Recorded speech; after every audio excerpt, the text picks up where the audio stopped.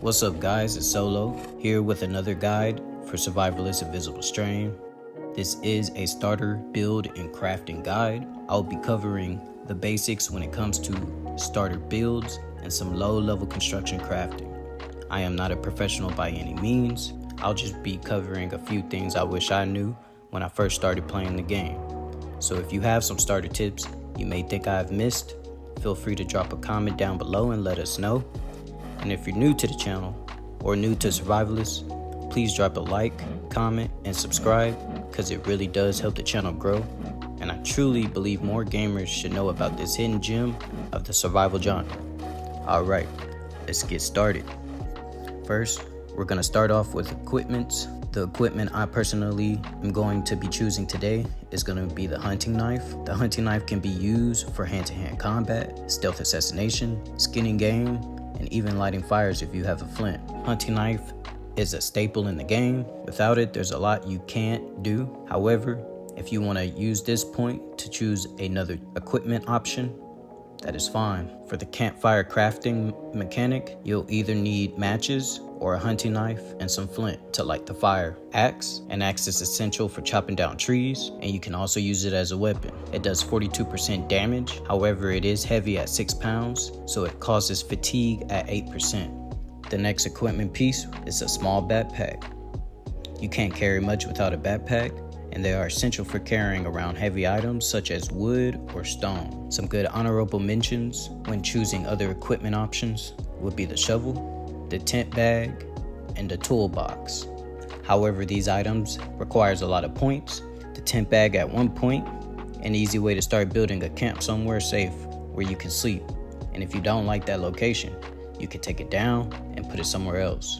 The shovel can be used to dig graves, pit traps with spikes in them. You do have to have a construction skill level at least at 1. It's also used to build wells, which requires level 3 construction. You'll probably also need an axe to chop down some wood to go along with that, and then you can't carry much without a backpack. The shovel is also a tool needed to make certain crafting items. Last but not least, we have the toolbox. The toolbox is very essential due to the fact you don't have access to the crafting menu without it. You can equip this to open up the construction menu and start building something. However, if you choose not to start with a toolbox, there are easier ways to find it. If you need help looking for a toolbox initially, or an axe, or a hunting knife, or even a backpack, I recommend checking out some bookstores. If you come across tool stores or sporting goods stores, this could be a game changer. So if you decide not to start with these equipments, you can find them in the world. Next, we're going to be covering the skill points. With the skill points in this demonstration, I went ahead with 2 points in construction, 2 points in medicine. Medicine skill points are required to make certain crafting items. I went with 2 points in fitness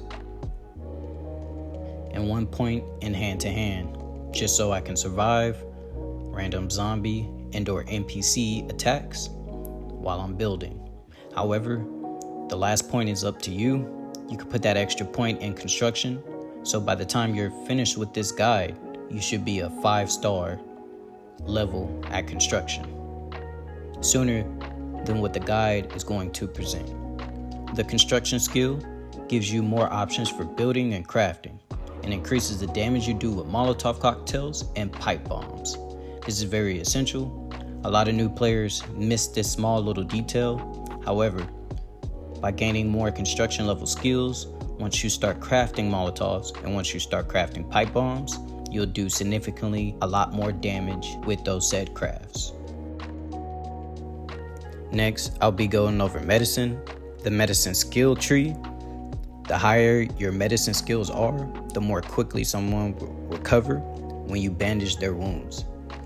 Also, a higher medic skill point is required so you can fuse white strain meat with arrows, or you can infuse infected meat with certain tools such as the axe or a hunting knife.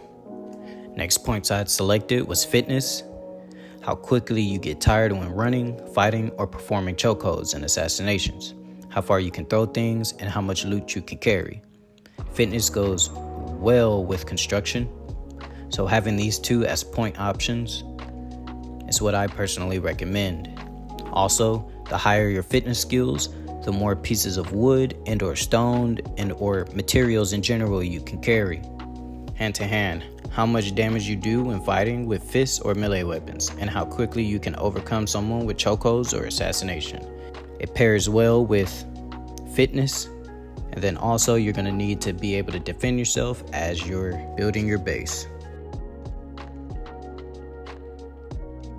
Like mentioned earlier, if you're having trouble finding a toolbox or an axe or any necessary tools required for building, you can look in stores such as these. This is a tool store, so I was able to find a toolbox, and now we're good to go to start building. When it comes to building, you can either build in the wilderness or you can take over an existing POI. However, if you decide to take over an existing structure, be prepared to clear waves of zombies, and you may have some visitors from time to time. In this demonstration, I will be taking over a POI. To take over an existing POI, you're going to need an axe to chop down some planks, and depending on the size of the POI, is how many planks of wood you may need. However, if you're injured and or your clothing is wet, it's going to cause an effect to where you carry less items. So make sure you're at good health at all times and that you have some dry clothes on you as a backup. For example, here you can see I took over this diner, which required 5 pieces of planks. However, others may require more or require less, or even require different type of materials needed to take over said structure. The first basic craft you can do straight out of your inventory is a campfire. It requires 1 piece of wood. You can either equip it in your hand and or go to the menu selection and it'll show the option to craft campfire. If you do take over an existing POI, I recommend you find somewhere that has a workbench around you, giving you enough time to search for another toolbox required to craft a workbench. Workbenches that you can use momentarily can be found on side of houses such as these, and/or in friendly NPC camps. If you want some quick XP, I recommend using the workbench to craft some low tier items such as a spiked baseball bat and/or spiked wooden planks. Making a lot of spiked wooden planks will increase your XP for construction significantly, allowing you to get a head start. So first, we're going to start off by building some basic wood fence walls. Once you're done taking over the POI of your choice, build a basic wooden fence surrounding the perimeter with wooden gates on all sides, just so you have multiple entrance points and exit points, just in case you get surrounded by enemies. You can see here our XP significantly increasing just by building some walls and some doors. The goal right now is to get to level 3 construction so we can unlock new blueprints to be able to craft new workstations. Once you get your perimeter set, I recommend prioritizing finding another toolbox. If you're having trouble looting, sometimes traders have toolboxes in order to craft and construct a workbench. To craft a workbench, it requires 1 toolbox and 12 pieces of wood. Next, I recommend making some watchtowers. This requires 12 pieces of wood. It can be used to defend against enemy NPCs, looters, and even hordes of zombies. You can start off by just placing a watchtower in all the corners of your build, and/or at your door points. Just make sure you're adding watchtowers at where you're getting the most foot traffic. You can place either a wooden chest beside it, so that way any crafting coming out of that workbench can be placed in this wooden chest. Setting policies to enable certain materials and/or items in that specific chest. So when your character is on autopilot, and let's say he crafts arrows, and you set a policy for that chest, he will deposit the arrows in that said chest. It saves you a lot of time and a lot of stress. Next, I recommend extending out your main doors to create an airlock. On the opposite end of that initial door, I recommend reversing the second door. This will enable NPCs to walk inside, even without permission. However, they would not be able to walk back out. This creates a sandwich, and by adding pit traps in between that sandwich, It becomes a good method for free loot and unblameable kills. And mind you, pit traps don't always trigger, and there is no way to manually trigger pit traps, so make sure you always have a backup plan. Some places are unbuildable due to terrain or objects in the pathway, so choose wisely at where you build your location. However, most of the time you can demolish these structures with a toolbox to continue building. In order to craft pit traps, this requires a shovel.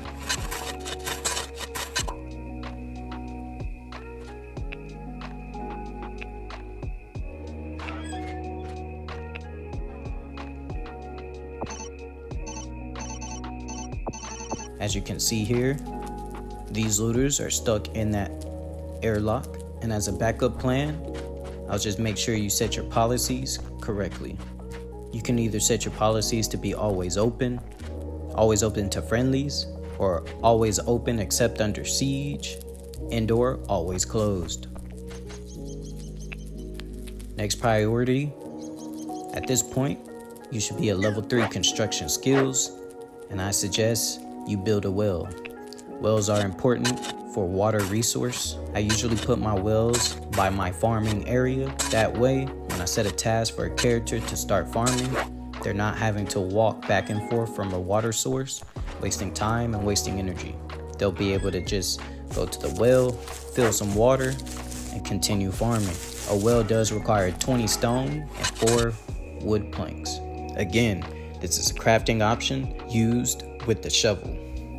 Now that we have our well set, we can set the farm with some corn seeds. When it comes to farming, I recommend you prioritize corn seeds and sunflower seeds. These 2 items can be used later with the distill workstation to craft vegetable oil and or to craft gasoline. As you can see here, I placed and built a shack next to the well, so whenever the farmer is done picking and replanting the crops, they'll just put the seeds and or the crops into that shack.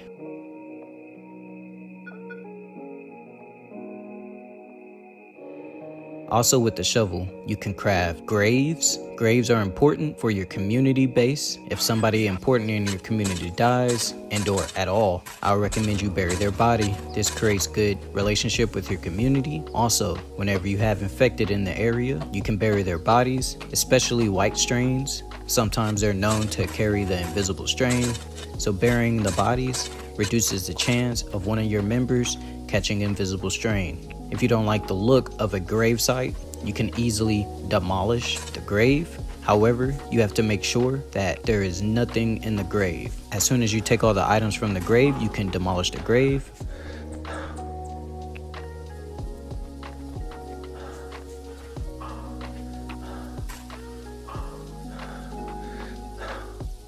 Abandoning the grave doesn't necessarily do anything.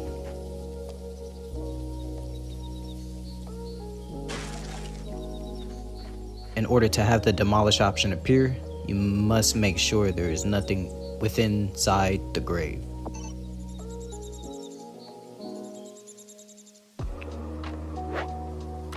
And voila, bodies are gone.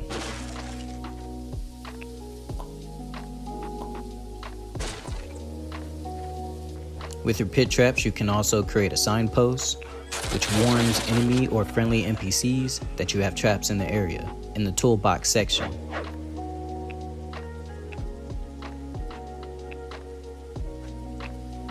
At this point, you should be about level 3 or level 4 construction skills, depending on how many points you started with, and now you should have available options for you.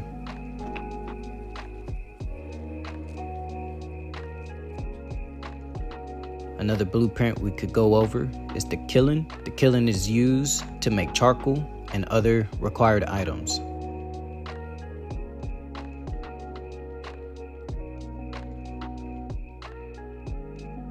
The kiln requires 12 stone in order to craft.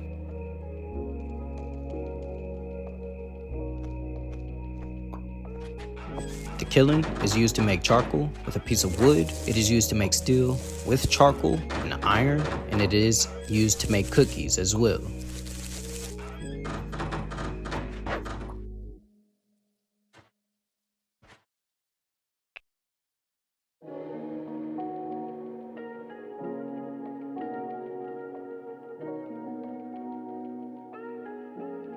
Next would be the forge. It requires 4 stone and 8 pieces of wood, as well as the steel. The steel requires 2 empty bottles, 8 pieces of wood, and 8 steel. If you're having trouble finding steel, if you're having trouble finding wine bottles, easy accessible empty wine bottles can be found in trash cans. And if you're having issues finding steel, you can take your toolbox and demolish certain items in the world, and sometimes it'll yield steel, sometimes it doesn't.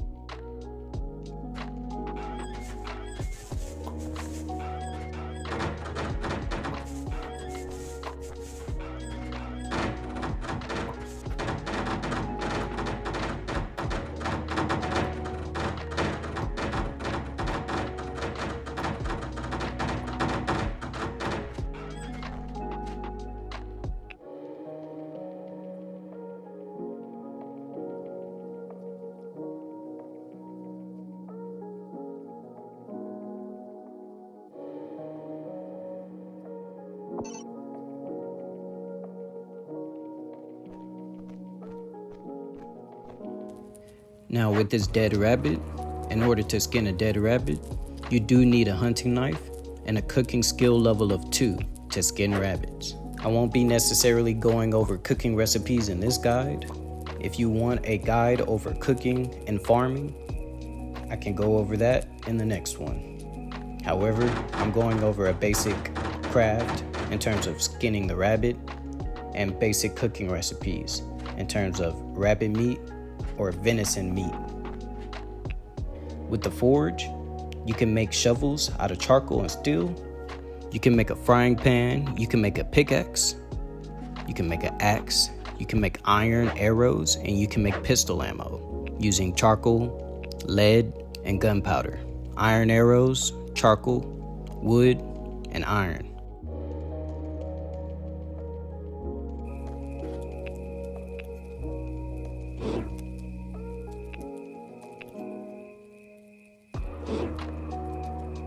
Again, on your map, you can look for these materials that you need, such as iron and lead. Indoor, once you're a level 5 construction skill, you can craft a mining structure in order to mine these materials. If you are hungry or sleep deprived, or if you have armor on, this will affect your skill points, and you'll carry less as well. So make sure you have some energy drinks and some snacks throughout your building process. The best structures to demolish to get steel would be these shelves and or light poles.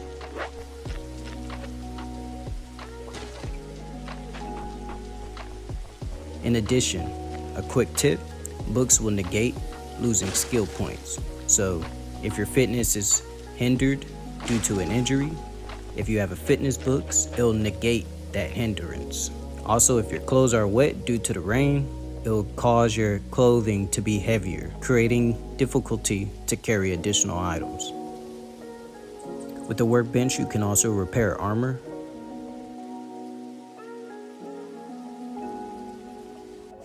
Infused arrows requires higher medic skills at level 3.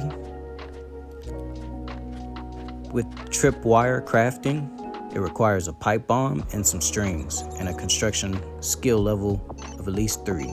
Keep in mind, the more you build, the more enemies that will approach you, whether it's towards enemy NPCs or collectors.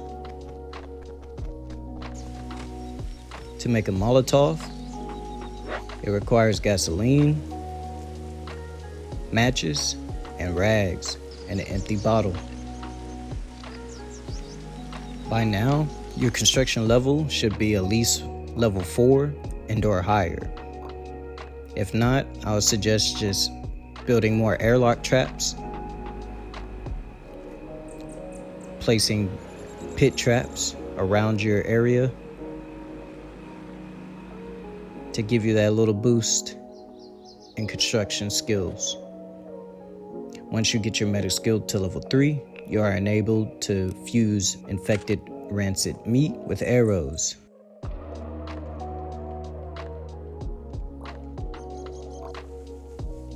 By shooting an enemy with these arrows, they will turn, making it easier for you to finish them off. Here, you can see I infected this NPC, and now he's a white strain. And this is a good time to test out the tripwire.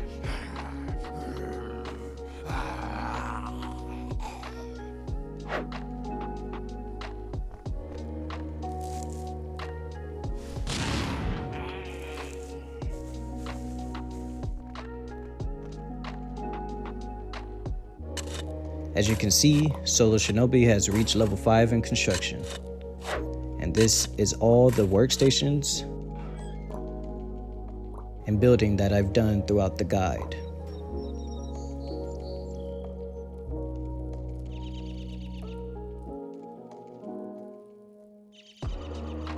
Now you're able to build a mine so we can get those other materials that are needed. Well, that's it. That's all the tips I have for today, guys.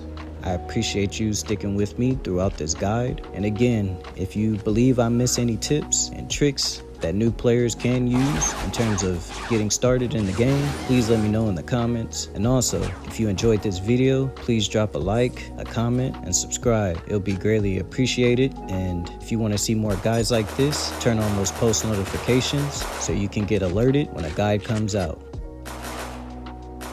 And thank you. That's all for today. This is Solo, and remember, solo never means alone. And in a world of noise, only the silent survives. I'll see y'all guys on the next one.